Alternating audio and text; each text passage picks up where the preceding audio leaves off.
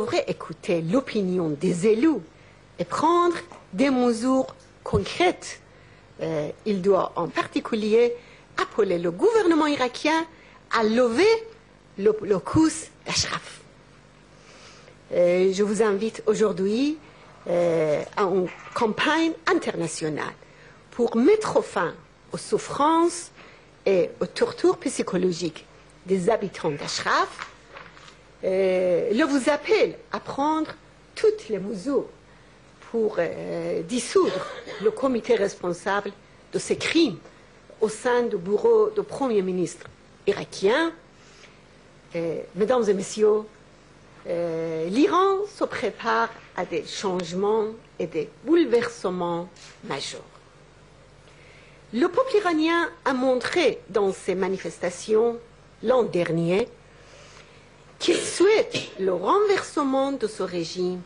Le pouvoir des mollahs est confronté à de plus en plus de problèmes. C'est pourquoi il s'efforce d'augmenter la répression en Iran et de détruire le corps du mouvement afin d'empêcher ce changement. L'exportation du terrorisme et de l'intégrisme et la course à la bombe atomique sont des leviers pour compenser l'instabilité et la fragilité du régime et pour garantir sa survie. Malheureusement, la politique de complaisance des pays occidentaux, avec au centre l'étiquette de terrorisme, contre la principale force de résistance, a laissé les mollahs avancer.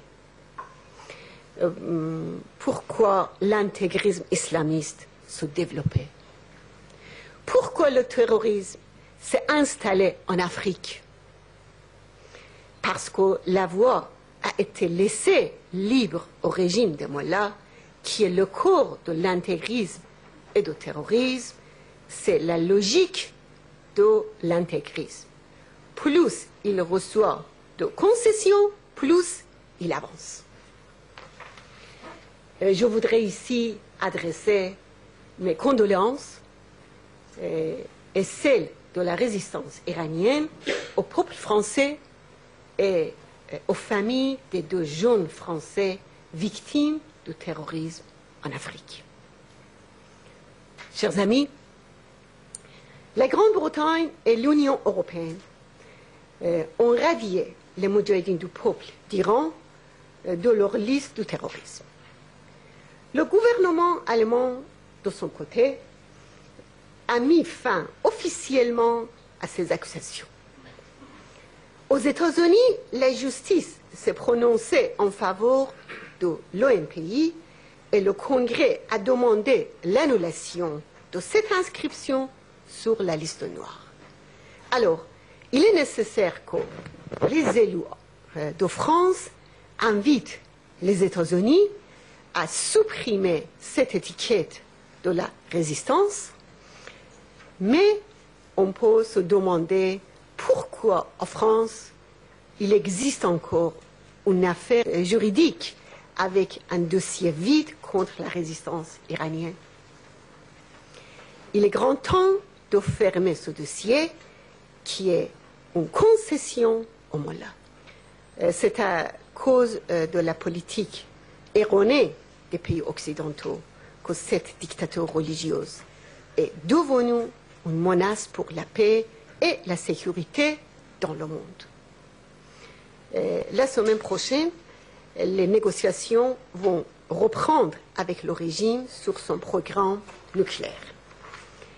Le passé a montré qu'elle ne donnait rien, offre seulement aux mollahs l'occasion d'obtenir la bombe atomique. Il est temps d'adopter une politique de fermeté vis-à-vis de ce régime qui n'a aucune capacité de réforme.